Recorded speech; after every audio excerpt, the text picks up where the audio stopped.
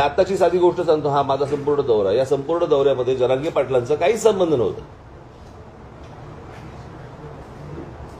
म्हणजे त्यांचा विषय पण नव्हता. पण त्यांच्या आंदोलनाच्या मागून शरद पवार आणि उद्धव ठाकरेंसारखी मंडळी ज्या प्रकारचं राजकारण करतायत, जे मला मराठवाड्यामध्ये दिसतंय, आणि यातला अजून एक दुर्दैवाचा भाग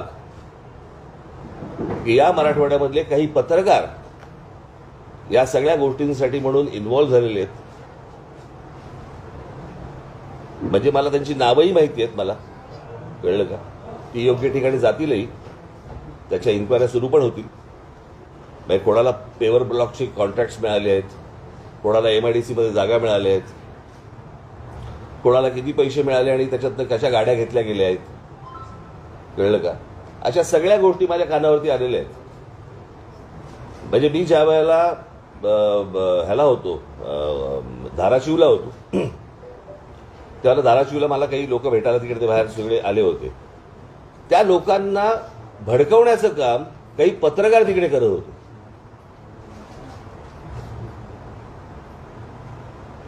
मी ज्यावेळेला त्याला सांगितलं की तुम्ही वरती या, त्यावेळेला नाही चला खालती चला खालती चला हे सांगणारे पत्रकार होते.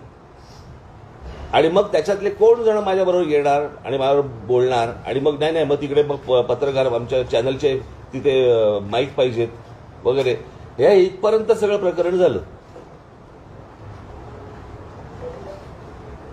त्यातले जे 2 जण होते ते पूर्वीचे असं म्हणतात, ते म्हणत होते की पूर्वीचे आणि शरद पवारांच्या जवळचे, त्याचे फोटोही आहेत.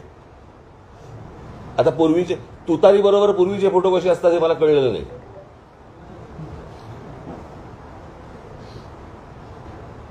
आणि उद्धव ठाकरे गटाचे तिथे अजून 2 जण होते. परवा दिवशी कुठेतरी मी नांदेडला असताना तिथे सर्किट हाऊसवरती एक कोणतरी 2-4 जण ओरडत होते. त्यातला एक जो माणूस होता त्यांचा शरद पवारांबरोबर आत्ताचा फोटो आहे. काल जे झालं त्याच्यामध्ये तर शिवसेनेचा जिल्हा प्रमुखच होता. म्हणजे या सगळ्या गोष्टींशी हे सगळं अख्खं काय झालंय, लोकसभेचा जो निर्णय लागला त्या लोकसभेच्या निर्णयानंतर ह्यांना वाटलं की मराठवाड्यामध्ये आपल्याला मतदान झालं. पहिली गोष्ट मला असं वाटतं शरद पवारांनी आणि उद्धव ठाकरे दोघांनी समजून घ्यायला पाहिजे की ते नरेंद्र मोदी आणि अमित शहा यांच्या विरोधातलं मतदान होतं, त्यांच्या प्रेमाखातर मिळालेलं मतदान नव्हतं. मी नेहमी सांगत आलो की विरोधी पक्ष हा कधी जिंकत नसतो, सत्ताधारी हरत असतात. आणि त्याच्यामुळे ते जे अँटी वोट जी त्यांना मिळाली, मुस्लिम समाजाने देशभर मोठ्या प्रमाणावरती जे अँटी मोदी वोटिंग केलं, किंवा दलित बांधवांनी जे देशभर की संविधान बदलणार या सगळ्या गोष्टींसाठी, आता संविधान बदलणार ते भाजपचाच माणूस बोलला होता ना, इतर कोणी नरेटिव्ह केलेलंच नव्हतं. पण ते जे लोक भडकले होते ते मतदान या सगळ्या लोकांना झालं इथे. त्यांना असं वाटते की ते त्यांच्या प्रेमाखातर झालंय, ते त्यांच्या प्रेमाखातर नाही झालंय. आणि त्यांना असं वाटतंय की येणाऱ्या विधानसभेला देखील त्याच प्रकारची खेळी खेळावी. आणि याच्यासाठी आता काल तो शिवसेनेचा कोण तो जिल्हा प्रमुख ज्याला आमच्या पोरांनी मारला, नशीब पोलीसमध्ये पडले. प्रश्न असा आहे, तो ओरडत गेला 1 मराठा लाख मराठा, म्हणजे काय, तर ह्यांना दाखवायचं की हे जरांगे पाटलांचं आहे. पण त्यांच्या आडून ह्यांचं विधानसभेचं राजकारण सुरू आहे, हे मला असं वाटतं लोकांसमोर येणं गरजेचं आहे. मराठा बांधव असतील, भगिनी असतील, ओबीसी समाजातले बांधव असतील, भगिनी असतील, इतर समाजातले लोक असतील, ह्यांनी ही गोष्ट नीट समजून घेतली पाहिजे. शरद पवारांसारखा आज 82-83 वर्षाचा माणूस आज महाराष्ट्रामध्ये स्टेटमेंट करतो की महाराष्ट्रामध्ये मणिपूर होईल. म्हणजे या लोकांनी मणिपूर होऊ नये याच्यासाठी चिंता व्हायली पाहिजे. ते म्हणतात की मणिपूर होईल, म्हणजे ह्यांच्या डोक्यात काय चालू आहे हे तुमच्या लक्षात येईल. पुढच्या 3-3.5 महिन्यामध्ये ह्यांना जेवढे काही दंगली घडवता येतील आणि जेवढ्या काही खास करून मराठवाड्यामध्ये जेवढ्या काही गोष्टी यांना घडवायच्या तेवढ्या घडवण्यासाठी म्हणून यांचे सगळे प्रयत्न सुरू आहेत. तुम्ही जर समजा शरद पवारांचं, मी माझ्या जाहीर सभेमध्ये पण सांगितलं होतं, शरद पवारांचं जर राजकारण तुम्ही बघितलं तर हे गेलं ते सगळं जेम्स लेन प्रकरणापासून यांनी सगळं सुरुवात केली आणि ते स्टेप बाय स्टेप एक जात झाली.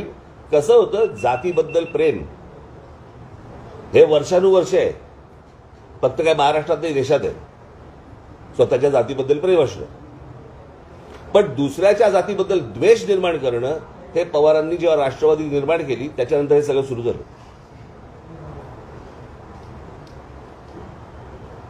आज माझ्या दौऱ्यामध्ये या लोकांनी अडथळे आणण्याचे प्रयत्न केले. उद्या जर माझं मोहळ उठलं ना, त्यांना निवडणुकीला एकही सभा पण घेता येणार नाही. त्यांनी माझ्या वाट्याला जाऊ नये या लोकांनी. कळलं का? मी एकदा मागे म्हटलं होतं की यांच्याकडे प्रस्थापित आहेत, माझ्याकडे विस्थापित आहेत.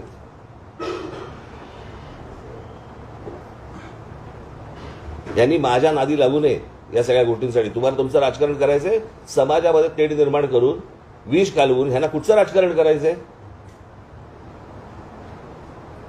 आणि ह्यांच्या राजकारणाचा बेसच हा आहे. त्याच्यामुळे त्यांना असं वाटत असेल की आमचे एवढे खासदार निवडून आलेत, त्या खासदारकीवरती जाऊ नये या लोकांनी. कळलं का? यांचा जर राग त्या देवेंद्र फडणवीसांवरती असेल ना, तुम्ही राजकारण करताय ना, मग राजकारणामध्ये त्या पद्धतीने तुम्ही बोला. समाजामध्ये कशाला भांडणं लावतायत?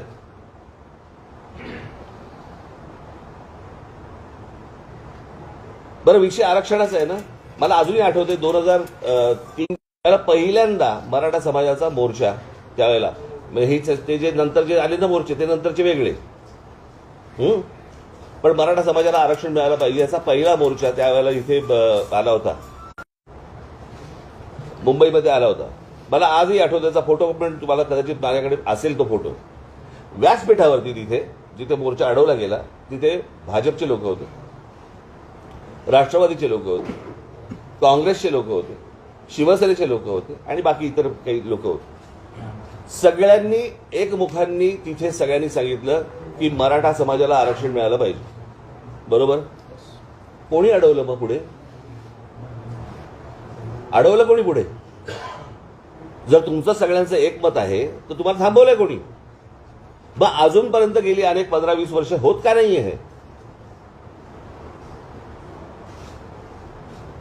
म्हणजे गेली 10 वर्ष केंद्रामध्ये नरेंद्र मोदी पंतप्रधान आहेत किंवा होते, आता तिसरी टर्म सुरू झाली, पण 10 वर्ष तर होते ना, बहुमतात होते. ज्या नरेंद्र मोदींनी बारामतीमध्ये येऊन सांगितलं होतं की मैं शरद पवार जी की उंगली पकडते ना, हे फक्त मतं मिळवण्यासाठीच आहे, त्याच्या पलीकडे काही नाहीये. तुमचं राजकारण तुम्हाला लख लाभो, माझ्या नादी लागू नका, एवढंच फक्त मला त्यांना सांगायचंय. माझी पोरं काय करतील ना ह्यांना कळणार पण नाही. नंतर घरी येऊन आरशापुढे पाठ बघावी लागेल आणि पोट बघावे लागेल आणि गाल पण बघावे लागतील.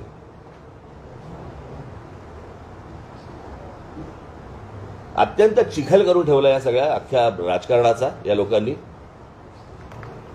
म्हणजे जो महाराष्ट्र या देशाला दिशादर्शक होता, आपण म्हणायचो की बाबा हे या प्रकारचं जातीचं राजकारण आहे, उत्तर प्रदेशमध्ये होतं, बिहारमध्ये होतं, बाकी झारखंडमध्ये होतं, अशा प्रकारचं राजकारण. मी तुम्हाला एक मागे उदाहरण पण दिलं होतं, आठवतं तुम्हाला? आमचे अनिल शिदोरे गेले होते एकदा आणि एका धाब्यावरती थांबले चहा प्यायला. तर धाब्यावरचा तो काउंटरवरचा माणूस आला, हे बसले होते तिकडे खाटेवरती, तो काउंटरवरचा माणूस आला आणि शिदोरेंना विचारलं, कौनसी जात से हो? हे वातावरण महाराष्ट्रात आणायचंय.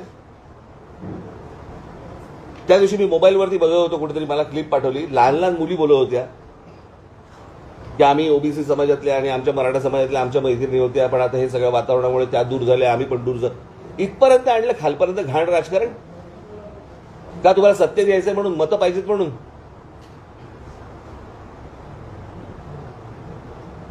शरद पवारांकडे आज त्या वयाचा बुजुर्ग माणूस आत्ता नेता महाराष्ट्रात आत्ता तरी नाहीये. पवारांनी भूमिका घ्यायला पाहिजे की हे असलं जातीचं राजकारण महाराष्ट्रात पसरता कामा नये, विद्वेष पसरता कामा नये. तुम्हीच हातभार लावताय त्याला, तुम्हीच सांगताय महाराष्ट्राचं मणिपूर होईल. पण ह्याचं राजकारणच मुळात तुम्ही पहिल्यापासून जर बघितलं ते फक्त जातीमध्ये विद्वेष पसरून या सगळ्या गोष्टी करायच्या, याच्या पलीकडे ह्याचं दुसरं राजकारण नाहीये. माझी फक्त मराठा समाजातल्या बांधवांना भगिनींना माझी विनंती आहे, ओबीसी समाजातल्या आहे, इतर समाजातल्या आहे, दलित बांधवांमधल्या तिथे पण आहे, ह्यांच्या नादी लागू नका. निवडणुका येतील, निवडणुका जातील, परंतु ही जखम बरी होणार नाही. हे सतत त्याच्यावरती मीठ टाकत राहतील. मी अनेकदा सांगत आलो, अरे एक आपण उदाहरण म्हणून पकडूया. मी मगाशी जे बोललो तुम्हाला, महाराष्ट्रासारखं सक्षम राज्य, याच्यामध्ये तर उद्योगधंदेचा हा भाग आहेच. एक तुम्हाला उदाहरण म्हणून सांगतो. उदाहरण तुम्हाला आठवत असेल, मागे रेल्वेचं आंदोलन झालं होतं, आठवतं ना, की नोकर भरती होती महाराष्ट्रामध्ये आणि त्याच्या जाहिराती होता युपी बिहारच्या वर्तमानपत्रांमध्ये. महाराष्ट्रामध्ये जाहिरातीच नव्हत्या, कोणाला माहितीच नव्हतं. हे आम्हाला कळल्यानंतर हे सगळं सुरू झालं. Subscribe now and press the bell icon. Never miss an update.